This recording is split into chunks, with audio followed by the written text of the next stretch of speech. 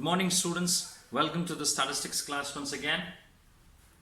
And myself, Matthews, teaching you statistics of the first and the second PUC of Karnataka State Syllabus. And this is my channel, Statistics by Matthews. You can subscribe to my channel and you can get the videos. And as and when I upload it, you get the notifications, and you also can watch all the videos of the previous classes. Statistics by Matthews is my channel.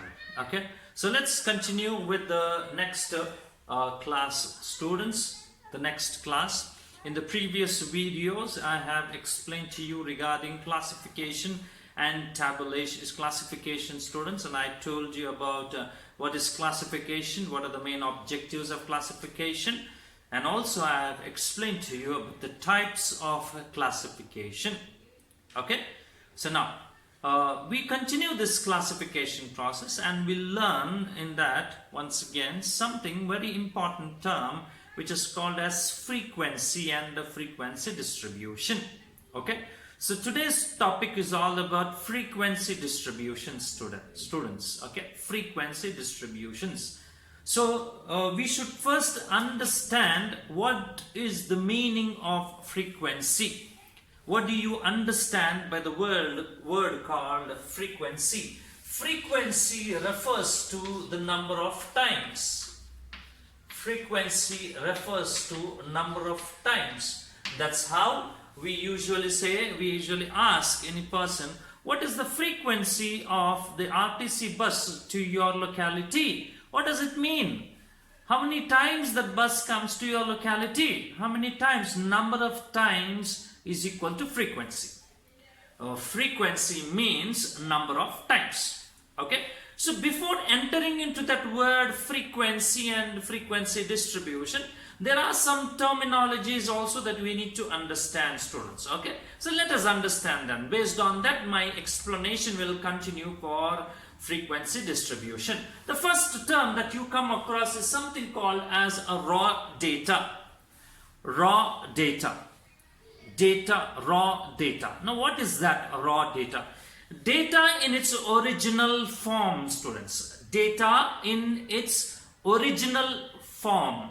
We don't modify the data, we don't approximate the data, we take the data as it is, and that it is called as a raw data, students.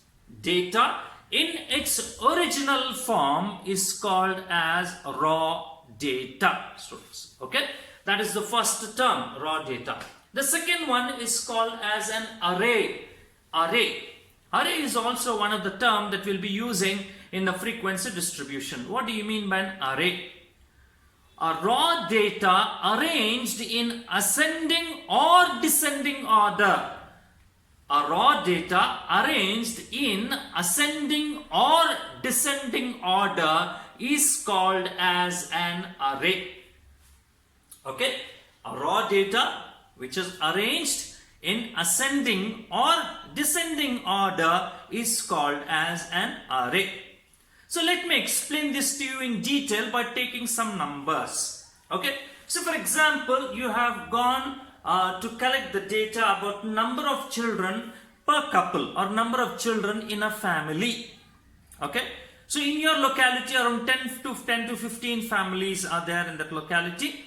So you go and collect the data from those people, from those families. So it would be like this. You go to a family, one family, you go and you ask how many children. They may say we have only 2 children. So another family you go, they say 1 child.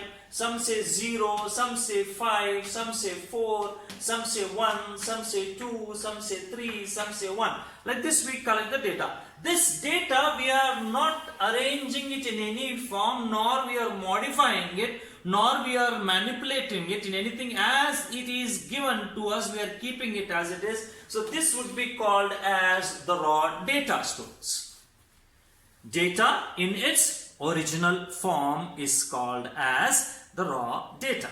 And now this same raw data, if I have to arrange it in an ascending order, so an ascending order from the smallest to the highest, So for example, what is the smallest number? Is 0. Then comes 1. 1 is written thrice. 1, 1, 1, 1, 1.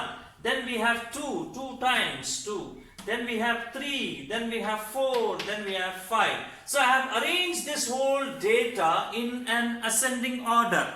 I can arrange the data even in descending order, students. So when I arrange it in either in ascending order or descending order, that arrangement is called as an what? As an array. Array. A-R-R-A-Y. Okay. So now let's go a little bit further, students. Now certain times some values will be repeated most number of times. So why we have to keep on repeating? So for example, see here 1 is repeated thrice. So I put 1, 1, 1, right? If it is 2 is repeated twice, 2, 2. What if 3 is repeated 5 times? Again 3, 3, 3, 3, 3. So this is when we represent it, you are using a lot of space. And there will be many times confusion, students. Sometimes you may miss out the actual number of times that value is repeated. So what we have to do is we can condense it and write it in this form. What is this form? I will write all the unique numbers here and denote that as X. What are those unique numbers that we see? We see 0, we see 1, we see 2, we see 3, we see 4, we see 5. So what I do is, I write it according to the number of times it has appeared. Number of times that value has appeared or seen. Number of times. Okay. 0 has appeared once, so I write only 1. So 1 is seen 3 times, so I write it as 3. 2 is seen 2 times, we write it as 2. 3 is seen 1 time, 1. 4 is seen once, 1. And 5 is seen 1. So what is this? These numbers represent here the number of times that each number has appeared. Number of times means what I told you here. Number of times means what it is? Frequency. That means this is frequency. Okay. So when we arrange that in one order according to the number of times, then number of times that value is repeated, then we can call this to be as frequency distribution, students. So very simple definition says that a systematic representations of the values of the variable, along with their frequencies, along with the number of times the values have been appeared, along with the number of times that the number is repeated. When you do it, then it is called as frequency distribution. I'll repeat it again, students. A systematic representations of the values of the variable along with their frequencies is called as frequency distribution. Okay? Systematic representation of the values of the variable along with their corresponding frequencies will be called as frequency distribution.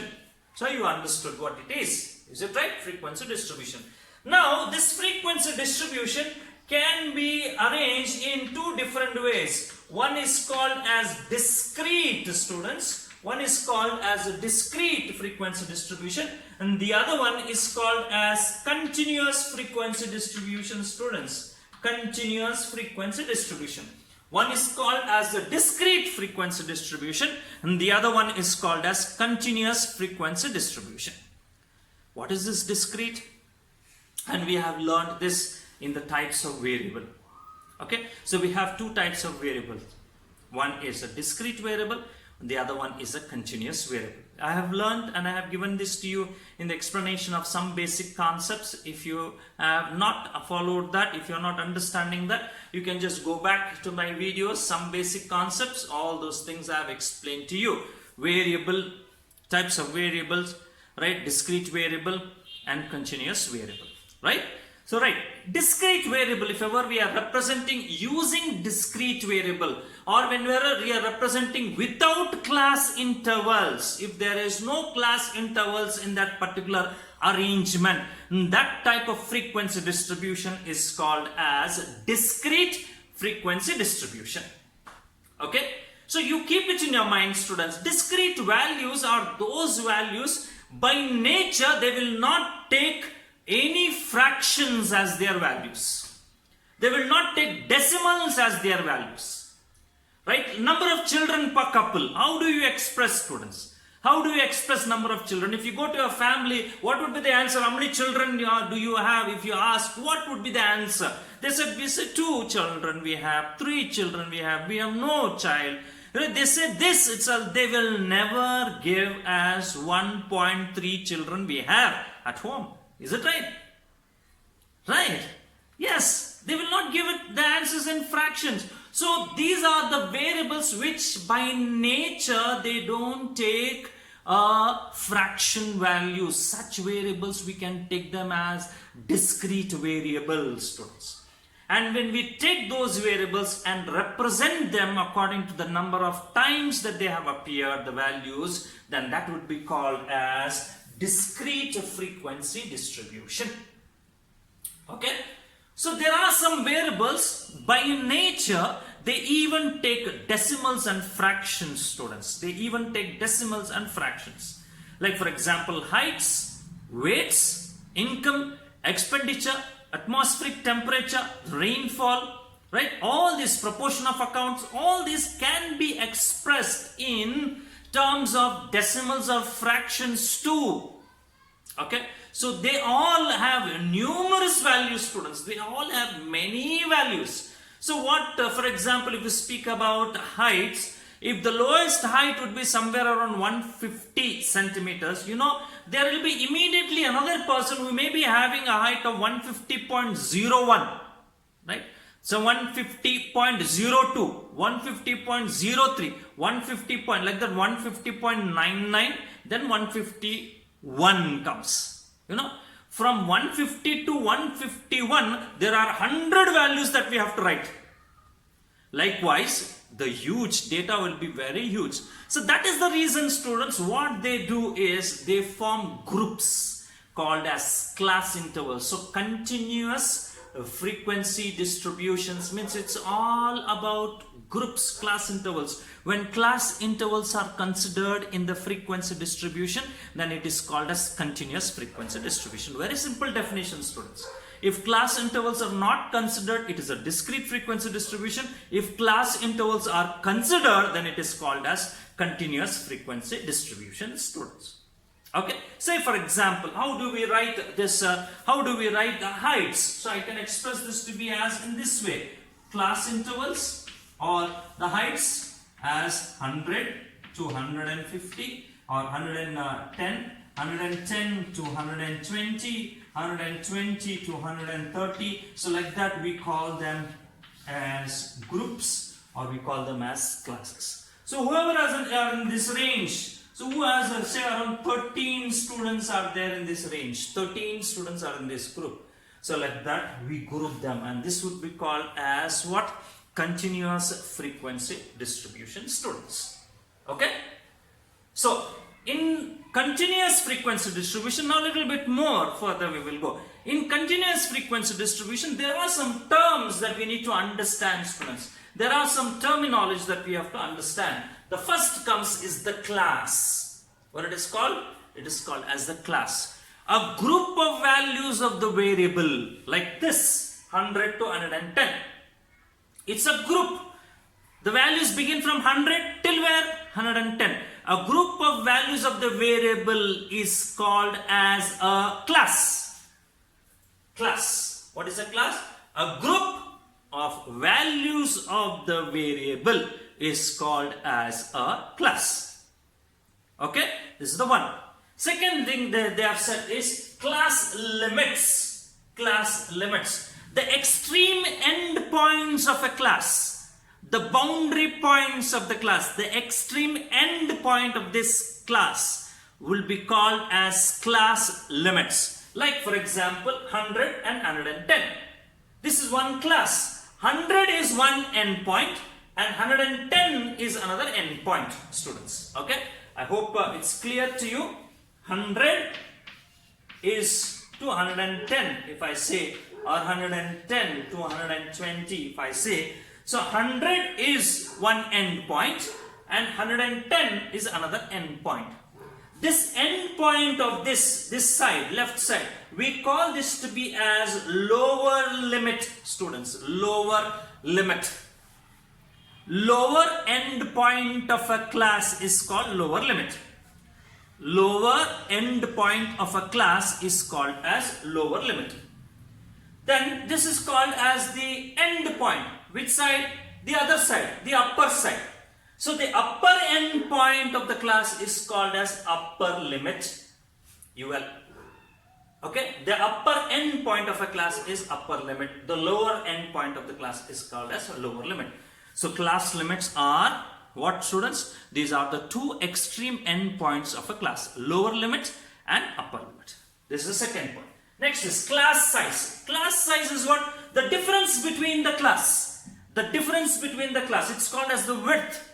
Width, W, width is equal to, what is this? Upper limit minus lower limit.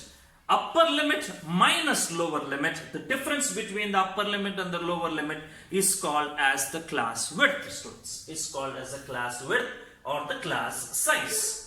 The fourth one is called class midpoint. The middlemost point in the class between 100 and 110. Which is the middlemost point? I can say 105.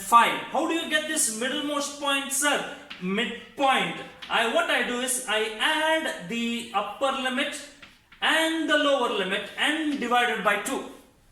I add the upper limit and the lower limit and divide by 2. That is 110 plus 100 is 210 divided by 2. I get the answer here as 105. So this 105 is called as midpoint or class mark, students.